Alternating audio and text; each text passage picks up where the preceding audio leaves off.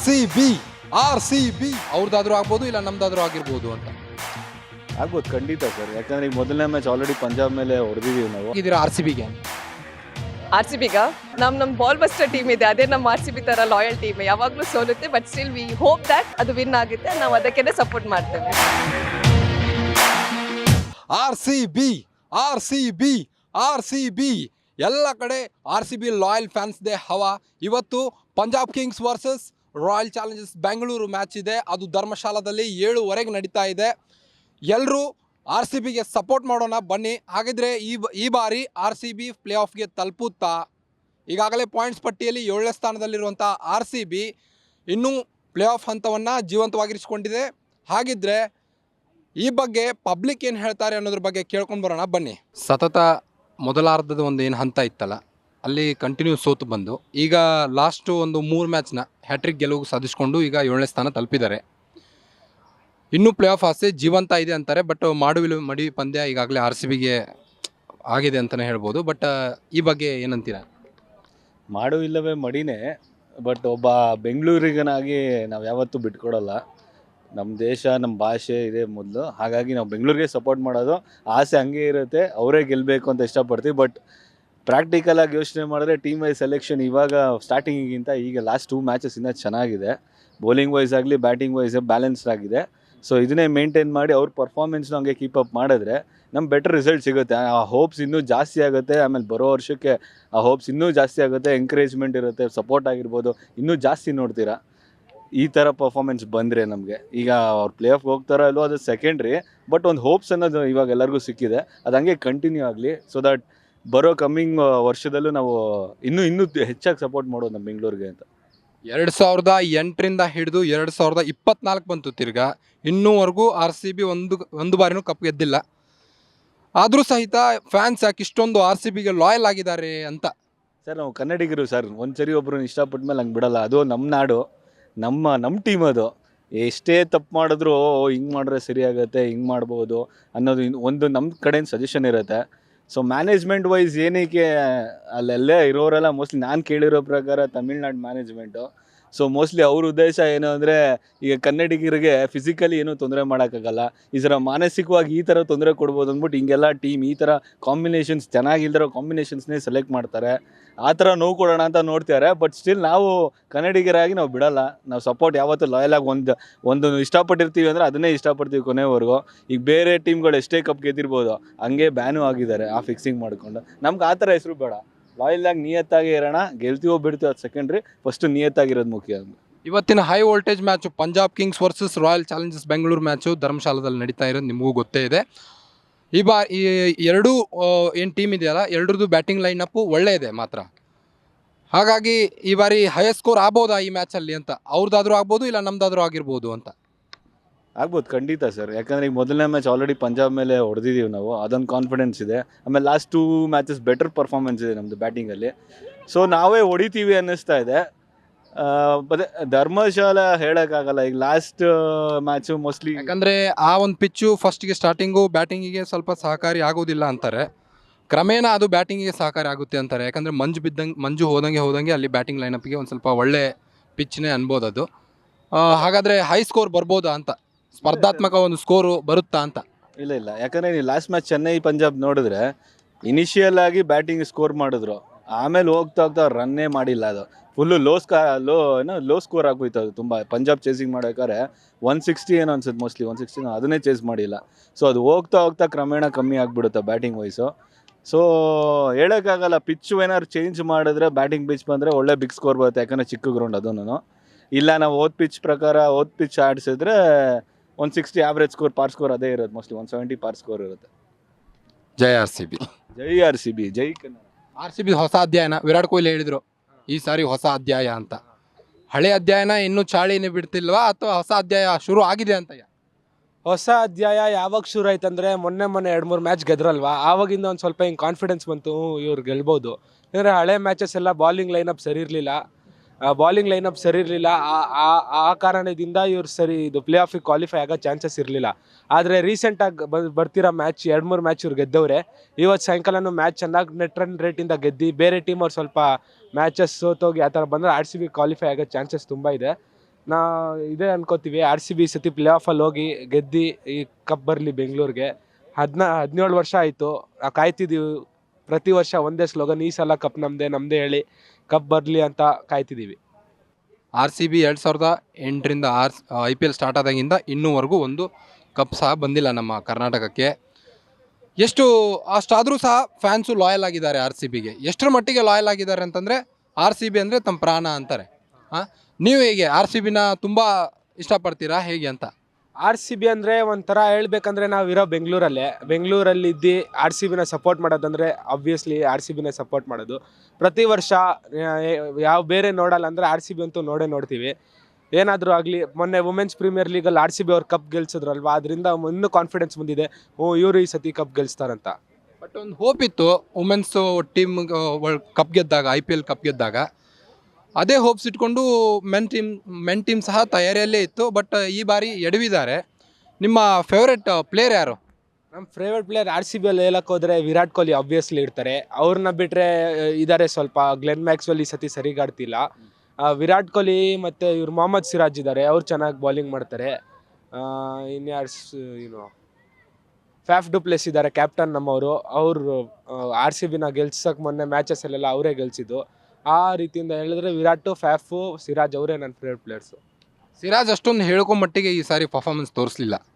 Performance ಅದು depend ಆಗುತ್ತೆ. ಸ್ವಲ್ಪ ಸತಿ ಚೆನ್ನಾಗಿ ತೋರಿಸ್ತಾರೆ, ಸ್ವಲ್ಪ ಸತಿ ಚೆನ್ನಾಗಿ ತೋರಿಸಲ್ಲ. ಏನಿಲ್ಲ ಅವ್ರು ಇವತ್ತು ಬಟ್ ವರ್ಲ್ಡ್ ಕಪ್ಪಲ್ಲಿ ಆಡಿದ ಹಾಗೆ IPL ಅಲ್ಲಿ ಯಾಕೆ ಆಡಲಿಲ್ಲ ಮೊಹಮ್ಮದ್ ಸಿರಾಜ್ ಅವರು ಅಂತ? ಅದು ವರ್ಲ್ಡ್ ಕಪ್ ಬೇರೆ ಪ್ಲಾಟ್ಫಾರ್ಮ್ ಇತ್ತು, ಅದು ಟೀಮ್ ಇಂಡಿಯಾನ ರಿಪ್ರೆಸೆಂಟ್ ಮಾಡ್ತಿದ್ರು. ಆದರೆ RCB ಅಲ್ಲಿ ಏನಂದರೆ ಮೊನ್ನೆ ಮ್ಯಾಚಸ್ ಸೋತಾಗ ಆವಾಗ ಏನೂ ಆಗಿಲ್ಲ. ಆದರೆ ರೀಸೆಂಟಾಗಿ ಗೆಲ್ತಾರಲ್ವ, ಆವಾಗ ಚೆನ್ನಾಗಿ ವಿಕೆಟ್ ತೆಗಿತಾರೆ, ಕಡಿಮೆ ರನ್ಸ್ ಕೊಡ್ತಾರೆ. ಅವ್ರು ಮತ್ತೆ ಫಾರ್ಮಲ್ಲಿ ಬಂದಿದ್ದಾರೆ. ಈ ಸತಿ T20 ವರ್ಲ್ಡ್ ಕಪ್ಪಲ್ಲೂ ಅವ್ರು ಸೆಲೆಕ್ಟ್ ಆಗಿದ್ದಾರೆ. ಐ ಹೋಪ್ ಅವ್ರು ಈ T20 ವರ್ಲ್ಡ್ ಕಪ್ಪಲ್ಲೂ ಚೆನ್ನಾಗಿ ಮಾಡಲಿ ಅಂತ. ಇದು RCBಯ ಹೊಸ ಅಧ್ಯಾಯನ? ಹೊಸ ಅಧ್ಯಾಯ ಅಂತಾನೆ ಅನ್ಬೋದು. ಆದರೆ first few games it's still last ಅಧ್ಯಾಯ ಓನ್ಲಿ. ಹೊಸ ಥರ ಏನು ಅನಿಸಿಲ್ಲ ಈ ವರ್ಷ. ಆದರೆ ಕೊಹ್ಲಿ ಫಾರ್ಮಲ್ಲಿ ಇದ್ದಾರೆ ಅಂತ ಅನ್ಬೋದು. ಕೊಹ್ಲಿ ಒಬ್ಬರೇ ಆಟ ಆಡಬೇಕು RCBಗೆ, ಬೇರೆ ಯಾರೂ ಆಟ ಆಡಿಲ್ಲ ಈ ಬಾರಿ. ಯಾಕೆ ಇಷ್ಟೊಂದು ಕಳಪೆ ಪ್ರದರ್ಶನ ಅಂತ? ಫಸ್ಟ್ ಮ್ಯಾಚಿಂದ ನೋಡ್ತಾ ಇದ್ದಾರೆ ಕೊಹ್ಲಿ ಅಷ್ಟೇ ಫಾರ್ಮಲ್ಲಿ ಇದ್ದಾರೆ. ಲಾಸ್ಟ್ ಮ್ಯಾಚಲ್ಲಿ ಫ್ಯಾಬ್ದು ಫಾರ್ಮಿಗೆ ಬಂದಿದ್ದಾರೆ. ನೋಡೋಣ ಮುಂದೆ ಏನಾಗುತ್ತೆ ಅಂತ. ವಿಲ್ ಜಾಕ್ಸ್ ಅವರು ಸಹ ಆಡಿದ್ರಲ್ಲ, ವಿಲ್ ಜಾಕ್ಸ್ ಅವ್ರ ಬಗ್ಗೆ ನಿಮ್ಮ ಒಪಿನಿಯನ್ ಏನು? ವಿಲ್ ಜಾಕ್ಸು ಒಂದು ಗೇಮಲ್ಲಿ ಆಡಿದ್ರು, ಆದರೆ ಲಾಸ್ಟ್ ಗೇಮಲ್ಲಿ ಪರ್ಫಾರ್ಮೆನ್ಸ್ ಹೋಗೋ ಕಮ್ಮಿ ಇತ್ತು. ನೋಡೋಣ ನೆಕ್ಸ್ಟ್ ಮ್ಯಾಚಲ್ಲಿ ಚೆನ್ನಾಗಿ ಆಡಿದ್ರೆ ಆಡುತ್ತಾರೆ. ಕ್ಯಾಮ್ರೂನ್ ಗ್ರೀನ್ನ ಅಷ್ಟೊಂದು ದುಡ್ಡಿಗೆ ಬಿಡ್ ಮಾಡಿ ತೊಗೊಂಡ್ರು. ಬಟ್ ಈ ಬಾರಿ ಅವರು ಅಷ್ಟೊಂದು ಏನು ಹೇಳ್ಕೊಳ್ಳೋ ಪ್ರದರ್ಶನ ನೀಡಲಿಲ್ಲ. ಲಾಸ್ಟ್ ಮುಂಬೈ ಅವ್ರ ಜೊತೆ ಒಳ್ಳೆ ಆಟ ಆಡಿದ್ರು. ಬಟ್ ಈ ಬಾರಿ ಏನಾಯಿತು ಅವ್ರಿಗೆ ಅಂತ ಕ್ಯಾಮ್ರೂನ್? ಅದೇ ಏನೋ ಹೆಲ್ತ್ ಇಶ್ಯೂಸ್ ಅಂತ ಕೇಳ್ಪಟ್ವಿ. ಆದರೆ ಆಗುತ್ತೆ ಈ ಥರ. ಮಿಚೆಲ್ ಸ್ಟಾರ್ಕ್ ಅವ್ರನ್ನೂ KKR ತುಂಬ ತುಂಬ ದುಡ್ಡು ಕೊಟ್ಟು ತೊಗೊಂಡಿದ್ದಾರೆ. ಅಂದರೂ ಅವ್ರು ಈ ಸರಿ ಪರ್ಫಾರ್ಮೆನ್ಸ್ ಮಾಡಿಲ್ಲ. ಆಗುತ್ತೆ, ನೋಡೋಣ ಏನಾಗುತ್ತೆ ನೆಕ್ಸ್ಟ್ ಟೈಮ್. ಈ ಸಾರಿ RCB ಪ್ಲೇ ಆಫಿಗೆ ಹೋಗುತ್ತಾ? ಹೋಗುತ್ತೆ. ಇನ್ನು 3 ಮ್ಯಾಚ್ ಗೆದ್ದರೆ ಗ್ಯಾರಂಟಿ ಹೋಗುತ್ತೆ. ಯಾಕಂತಂದರೆ ನಮ್ಮದು ನೆಟ್ ರನ್ ರೇಟ್ ಸಹ ಮೈನಸ್ ಇದೆ. ಆ ನೆಟ್ ರನ್ ಜಾಸ್ತಿ ಹೊಡೆದು ಅಂದರೆ ರನ್ ರೇಟಲ್ಲಿ ಪ್ಲಸ್ ಬರ್ಬೋದು ಆರಾಮಾಗಿ. ಫಸ್ಟ್ ಮ್ಯಾಚ್ ಗೆದ್ದಿದ್ರೆ ಇಷ್ಟು ತೊಂದರೆ ಇರಲಿಲ್ಲ. 6 ಮ್ಯಾಚ್ ಸೋತು ಗೆಲ್ತಾ ಇದ್ದಾರೆ. 3 ಮ್ಯಾಚ್ ಗೆದ್ದಿದ್ದಾರೆ. ಗೆದ್ದರೆ ರನ್ ರೇಟ್ ಬರ್ಬೋದು ಅಂತ ಒಂದು ಊಹೆ ಅಷ್ಟೇ. ಈಗಾಗಲೇ ರೇಸಲ್ಲಿ LSG, ಚೆನ್ನೈ ಮತ್ತು ಹೈದರಾಬಾದು, ಪಂಜಾಬ್ ಸಹ ಇದೆ. ಆದರೂ ಇವರೆಲ್ಲ ಸೋತು RCB ಪ್ಲೇ ಆಫ್ ಹೋಗೋದು ಕಷ್ಟನೇ ಅಂತ ಅನಿಸ್ತಿದೆ. ನೀವೇನಂತೀರಿ? ಮೋಸ್ಟ್ಲಿ ಅವ್ರು ಸೋಲ್ಬೋದು, ಇವ್ರು ಗೆಲ್ಬೋದು. ಅವ್ರು ಸ್ವಲ್ಪ ಪಾಯಿಂಟ್ ಕಮ್ಮಿ ಬರುತ್ತೆ, ರನ್ ರೇಟ್ ಕಮ್ಮಿ ಬರುತ್ತೆ. ಇವರು ಜಾಸ್ತಿ ಆಗುತ್ತೆ. ಜಾಸ್ತಿ ಆದಮೇಲೆ ಕ್ವಾರ್ಟರ್ ಫೈನಲ್ ಬರ್ಬೋದು ಅನ್ನಿಸ್ತಾರೆ. ಹಾಗಾದ್ರೆ RCB ಈ ಸಾರಿ ಪ್ಲೇ ಆಫ್ಗೆ ಹೋಗುತ್ತಾ? ಗ್ಯಾರಂಟಿ ಹೋಗುತ್ತೆ, ಹೋಪ್ ಇದೆ. ಯಾಕಂದರೆ ಕೊಹ್ಲಿಯಿಂದ ಬರ್ಬೋದು ಅಂತ ಒಂದಿದೆ, ಬರ್ಬೋದು ಮೋಸ್ಟ್ಲಿ. ಅದು ಈ ಬಾರಿ ಅಷ್ಟೊಂದು ಹೇಳ್ಕೊಳ್ಳೋ ಅಷ್ಟೇನು RCB ಆಟ ಆಡಲಿಲ್ಲ. ಯಾಕಂತಂದರೆ ಬೌಲಿಂಗ್ ಪ್ರದರ್ಶನನೇ ಸರಿ ಇರಲಿಲ್ಲ. ಫಸ್ಟ್ ಎಲ್ಲನೂ ಬಿಟ್ಬಿಟ್ರು. ಆಮೇಲೆ ಆಡಿದ್ರೆ ಏನು ಪ್ರಯೋಜನ ಬಂತು? ಇವಾಗ ರನ್ ರೇಟ್ ಮೇಲೆ ಬರ್ಬೋದು ಮೋಸ್ಟ್ಲಿ. ಇನ್ನು 3 ಮ್ಯಾಚ್ ಗೆದ್ದರೆ ಗ್ಯಾರಂಟಿ RCB ಫೈನಲ್ ಬರ್ಬೋದು, ಕ್ವಾರ್ಟರ್ ಫೈನಲ್ ಬರ್ಬೋದು, ಫೈನಲ್ ಬರ್ಬೋದು, ಕಪ್ಪು ತಗೊತಾರೆ. RCB ಆಯ್ಕೆ ಸಮಿತಿ ಬಗ್ಗೆ ಏನು ಹೇಳ್ತೀರಿ? ಅದು ಹೇಳೋಕ್ಕಾಗಲ್ಲ ಸರ್, ಅದು ನಾವೆಲ್ಲ. ಯಾಕಂದರೆ ಈ ಬಾರಿ ಅಷ್ಟೊಂದು ಕಳಪೆ ಒಂದು ತಂಡನೇ ಇದು ಮಾಡಿದ್ದಾರೆ ಅಂತಂದರೆ. ಮ್ಯಾನೇಜ್ಮೆಂಟ್ ಏನು ಮಾಡಿದ್ರೆ ನಮ್ಗೆ ಗೊತ್ತಾಗಲ್ಲ. ಅದು ಅವ್ರು ಯಾರು ತೊಗೊತಾರೆ, ಯಾರು ದುಡ್ಡು ಕೊಟ್ಟಿರ್ತಾರೆ ಜಾಸ್ತಿ ತೊಗೊತಾರೆ. ಅದು ಅವ್ರು ಸರಿಯಾಗಿ ಆಡಬೇಕಲ್ಲ. ಅವರು ದುಡ್ಡು ತೊಗೊತಾರೆ, ಅವ್ರು ಆಡಬೇಕಲ್ವಾ? ಆಡಲ್ಲ, ಉದಾಸೀನ ಮಾಡ್ತಾರೆ. ಲಾಸ್ಟಲ್ಲಿ ಒದ್ದಾಡ್ತಾರೆ ಅಷ್ಟೇ, ಏನಿಲ್ಲ. ನಿಮ್ಮ ಫೇವ್ರೆಟ್ ಟೀಮ್ ಯಾವ್ದು ಸರ್? RCB sir. ಈ ಬಾರಿ IPL ಅಲ್ಲಿ RCB ಪ್ಲೇ ಆಫ್ ತಲುಪುತ್ತಾ? ಚಾನ್ಸಸ್ ಇದೆ. ಇವಾಗ 3 ಮ್ಯಾಚಸ್ ವಿನ್ ಆದರೆ 3 ವಿನ್ ಆದರೆ ಆಮೇಲೆ CSK ಅವರು ಸೋಲ್ಬೇಕು. ಆಮೇಲೆ ಇನ್ನು LSG SRH ನೆನ್ನೆ ಸೋಲ್ಬೇಕಾಯ್ತು. ಆದರೆ ನೋಡಬೇಕು, ಇನ್ನು ಚಾನ್ಸಸ್ ಇದೆ ಅನಿಸುತ್ತೆ. ಹೋಪ್ ಇಟ್ಕೊಂಡಿದ್ದೀವಿ. ಮುಂಬೈ ಜೆರ್ಸಿ ಹಾಕೊಂಡು RCB ಸಪೋರ್ಟ್ ಮಾಡ್ತಿದ್ರಲ್ಲ ಯಾಕೆ? ಇಲ್ಲ ಆ್ಯಕ್ಚುಲಿ ನಾನು RCB ಫ್ಯಾನೇ, ಆದರೆ ಮುಂಬೈ ಜೆರ್ಸಿ ನಂಗೆ ಆ್ಯಕ್ಚುಲಿ ಇದು ಇಷ್ಟ ಆಯಿತು, ಅದಕ್ಕೆ ಬೈ ಮಾಡಿದೆ ಅಷ್ಟೇ.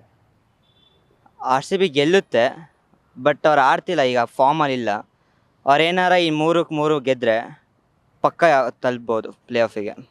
ಈ ಸಾರಿ ಹೇಳ್ಕೊಳ್ಳೋಷ್ಟು ಬೌಲಿಂಗ್ ಏನು ಚೆನ್ನಾಗಿ ಮಾಡಲಿಲ್ಲ. ಕಳೆದ ಬಾರಿ ಹರ್ಷಲ್ ಪಟೇಲು ಒಳ್ಳೆ ಸ್ಟ್ಯಾಂಡರ್ಡ್ ಮೇಂಟೈನ್ ಮಾಡಿದ್ರು ಬೌಲಿಂಗಲ್ಲಿ. ಮೊಹಮ್ಮದ್ ಸಿರಾಜ್ ಆಗಿರ್ಬೋದು, ಹರ್ಷಲ್ ಆಗಿರ್ಬೋದು. ಆಮೇಲೆ ಲಾಸ್ಟ್ ಒಂದು ಸೀಸನಲ್ಲಿ ಚಹಲ್ ಅವರು ಕೂಡ ಚೆನ್ನಾಗಿ ಆಡಿದರು. ಬಟ್ ಈ ಬಾರಿ ಅವ್ರನ್ನ ಬಿಡ್ ಮಾಡಬೇಕಿತ್ತು RCB, ಬಟ್ ಮಾಡಲಿಲ್ಲ. ಈ ಬಾರಿ ಹಾಗಾದರೆ ಬೌಲಿಂಗ್ ಕಳಪೆ ಬಗ್ಗೆ ಏನಂತೀರಾ? ಈ ಸತಿ ಬೌಲಿಂಗ್ ನಿಜ ಜಾಸ್ತಿ ಚೆನ್ನಾಗಿಲ್ಲ, ಎಲ್ಲ ಬ್ಯಾಟಿಂಗ್ ಮೇಲೆ ಡಿಪೆಂಡ್ ಆಗೋರೆ. ಬ್ಯಾಟಿಂಗ್ ಚೆನ್ನಾಗಾದರೂ ಬೌಲಿಂಗ್ ಇಲ್ಲಾಂದರೆ ಏನೂ ಯೂಸ್ ಇಲ್ಲ. ಆದರೆ ಆಕ್ಷನಲ್ಲೂ ಇದು ತಗೋಬೇಕಿತ್ತು, ಚಹಲ್ನೆಲ್ಲ ಬಿಡಬಾರ್ದಿತ್ತು, ಬಟ್ ಹೋದ್ರಲ್ಲ. ಆಮೇಲೆ ಕೋಚ್ ಕೂಡ ಬ್ಯಾಟ್ಸ್ಮ್ಯಾನ್ ಅವರು, ಸೊ ಅದಕ್ಕೆ ಒಳ್ಳೆ ಫುಲ್ಲು ಬ್ಯಾಟಿಂಗ್ ಟೀಮ್ ಥರನೇ ಇದೆ. ಬೌಲರ್ಸ್ ಯಾರು ಅಷ್ಟು ಜನ ಇಲ್ಲ, ಇದ್ರೂ ಅಂಥ ಬೌಲರ್ಸ್ ಯಾರೂ ಇಲ್ಲ. ವೈಶಾಖ್ನೆಲ್ಲ ಆಡಿಸ್ಬೇಕಾಯಿತು ಫಸ್ಟಿಂದಾನೆ, ಎಂಡಲ್ಲಿ ಆಡಿಸ್ತಿದ್ದಾರೆ. ಇದು ಇಂಪ್ಯಾಕ್ಟ್ ಪ್ಲೇಯರ್ ಆಗಿ ಇಟ್ಕೊಂಡಿದ್ದಾರೆ ಅವರೇ. ಒಳ್ಳೆ ಹರ್ಷಲ್ ಪಟೇಲ್ ಥರ ಬೌಲಿಂಗ್ ಆಗ್ತಾರೆ ವೈಶಾಖ್ ಕುಮಾರ್. ಅದೇ ಹೇಳ್ಬೇಕಂತ. RCB ಮ್ಯಾನೇಜ್ಮೆಂಟು ತೆಗಿಬೇಕಾ ಇರಬೇಕಾ?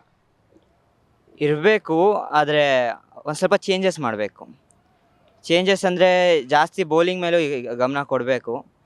ಆಮೇಲೆ ಬರೀ ಬ್ಯಾಟಿಂಗ್ ಅಂತಲೇ ಇರಬಾರ್ದು ಅಷ್ಟೇ. ಪ್ರತಿ ಬಾರಿ ನಮ್ಮದು ಒಂದು ಟೀಮಲ್ಲಿ ಬ್ಯಾಟಿಂಗ್ ಲೈನಪ್ಪೇ ಚೆನ್ನಾಗಿರುತ್ತೆ, ಬೌಲಿಂಗ್ ಲೈನಪ್ಪು ಅಷ್ಟೊಂದು ಹೇಳ್ಕೊಳ್ಳೋಷ್ಟು ಇರೋದಿಲ್ಲ. ಪ್ರತಿ ಸೀಸನ್ನಲ್ಲೂ ನೀವು ನೋಡ್ತಾನೆ ಇದ್ದೀರಿ. ಯಾಕೆ ಹಾಗೆ ಯಾಕೆ ಬೌಲಿಂಗ್ ಬಗ್ಗೆ ಅಷ್ಟೊಂದು ಒಲವಿಲ್ಲ RCBಗೆ ಅಂತ? ಅದೇ ನಾನು ಹೇಳಿದ್ನಲ್ಲ, ಅದೇ ಕೋಚ್ ಕೂಡ ಬ್ಯಾಟಿಂಗ್ ಕೋಚೇ ಇದ್ದಾರೆ. ಕೋಚ್ ಇದು ಮೇನ್ ಹೆಡ್ ಕೋಚ್ ಕೂಡ ಬ್ಯಾಟ್ಸ್ಮನ್ ಇದ್ದಾರೆ. ಸೊ ಅದ್ರ ಪ್ರಕಾರ ಏನಾರು ಆಗಿರ್ಬೋದು ಅನ್ಸುತ್ತೆ. ಆದರೆ ಮೊದಲು ಚಹಲು ಅವರೆಲ್ಲ ಇದ್ದರು, ಅವ್ರನ್ನ ಬಿಟ್ಕೊಟ್ಟಿದ್ದು ತಪ್ಪಾಯ್ತು ಅನಿಸುತ್ತೆ. ಚಹಲು, ಹರ್ಷಲ್ ಪಟೇಲು ಮತ್ತು ಇನ್ನೂ ತುಂಬ ಜನ ಇದ್ದರು, ಅವರು ಇವಾಗ ಇರಬೇಕಾಯ್ತು. ಆಮೇಲೆ ಇನ್ನು ಚೇಂಜಸ್ ಮಾಡಬೇಕಂದ್ರೆ ಬೌಲಿಂಗ್ ಚೇಂಜಸ್ಸೇ ಮಾಡಬೇಕಾಗುತ್ತೆ. ಈ ನೆಕ್ಸ್ಟ್ ಬಾರಿ ಸನ್ರೈಸ್ ಹೈದರಾಬಾದ್ ಅವರು ನಮ್ಮ ಹೈಯೆಸ್ಟ್ ಸ್ಕೋರ್ನ ಮುರಿದ್ರು. ಎಷ್ಟು ಹೇಗೆ ಅನಿಸುತ್ತೆ ನಿಮಗೆ ಅದ್ರ ಬಗ್ಗೆ? ಅದೇನು ಕಷ್ಟ ಇಲ್ಲ, ಮತ್ತೆ ಮುರಿಬೋದು ನಾವೇ, ಆದರೆ ಟ್ರೈ ಮಾಡಬೇಕಷ್ಟೇ ಅವರು. ನಮ್ಮ ಹತ್ರ ಯಾವ ಪ್ಲೇಯರಲ್ಲಿ ಆ ಸಾಮರ್ಥ್ಯ ಇದೆ? ಆ 277 ಇನ್ ಟಾರ್ಗೆಟ್ ಇದೆಯಲ್ಲ, ಹೈಯೆಸ್ಟ್ ಅದೇ ಆ ಸನ್ರೈಸ್ ಹೈದರಾಬಾದ್ ಅವ್ರು ಮಾಡಿರೋದು. 2 ಬಾರಿನೂ ಅವರೇ ಹೈಯೆಸ್ಟ್ ಇದ್ದಾರೆ ಈಗ. ಸನ್ರೈಸ್ ಹೈದರಾಬಾದ್ ಫಸ್ಟು ಅವರೇ, ಸೆಕೆಂಡು ಅವರೇ, ಈಗ ಥರ್ಡ್ RCBನೂ ಇಲ್ಲ. ಯಾಕಂದರೆ ಮೊನ್ನೆ ಇವರು ಸಹ ಕೋಲ್ಕತ್ತಾದವರು ಸಹ ಹೊಡ್ಕೊಂಡ್ರು.